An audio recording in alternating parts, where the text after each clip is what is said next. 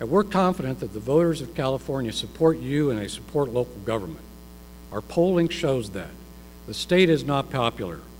Local government is. They like what it is we're doing in local government in California. But we've got to do that through the Local Taxpayer Public Safety and Transportation Protection Act, and that's where we're asking all of you to get involved. Now, for too long, we have been fighting this battle alone. But the truth is, there are many beneficiaries of all the good things that you do.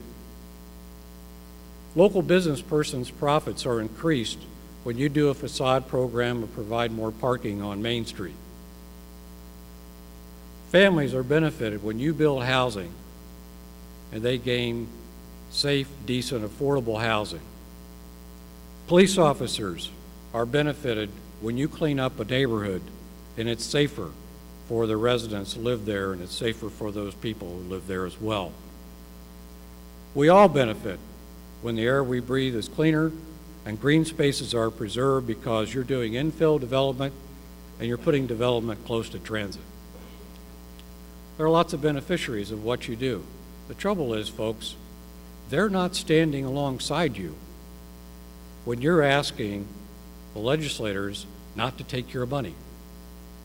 Those beneficiaries are not there. We need to enlist their help. You have to do that by building local coalitions of support.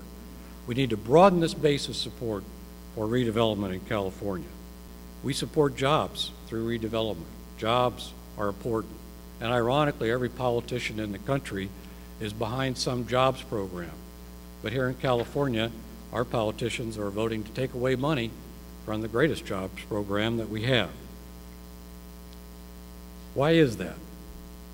We're also the largest funders of affordable housing in California, next to the federal government. But how many people know that? You do lots of good things that people don't know about. But why is it they don't know about it? Well, you've been hiding your light under a bushel. And we've got to shine that light out there and let people know the value and the benefit that you bring to their communities through redevelopment.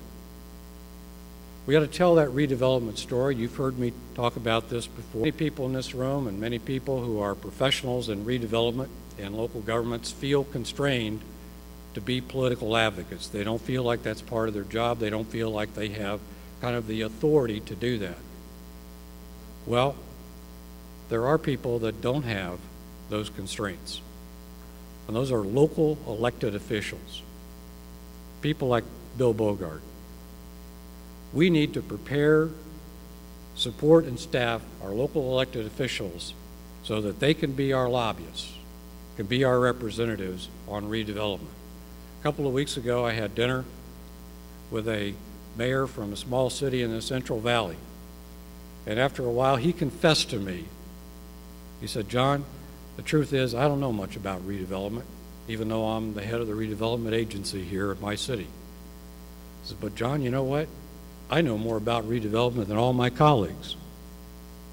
And I know more about redevelopment than all the city council members around me."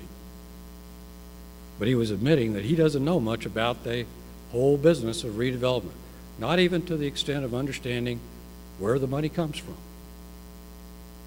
Somebody's not doing a job of educating and making our elected officials prepared to fight this battle.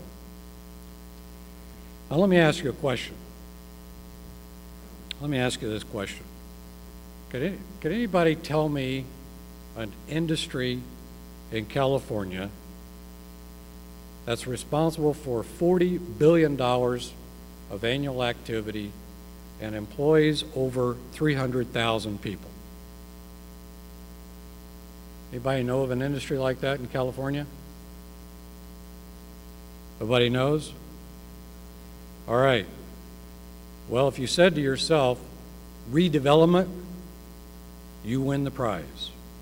That's the size of our magnitude. Does that sound like big business to you? It sounds like big business to me. Do you think that if you heard on the news tomorrow that there was an industry considering moving to California that would produce $40 billion of activity and employ 300,000 people, do you think that would get the attention of the governor and the legislature? Do you think they might be falling all over themselves trying to welcome that industry and tell them how great a state we are?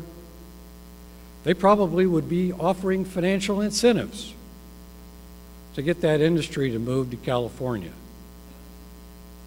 Can you think of an industry that's treated more poorly than we are? Big business of $40 billion and 300,000 jobs. Why is that? Well, I'll tell you why it is. It's because we don't have political clout.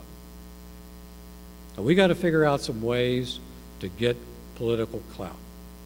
Forming local coalitions is one way to do that. And we can do that in some other ways, and our strategic plan gives some direction to our associate members as to how you can help us generate political clout in this state.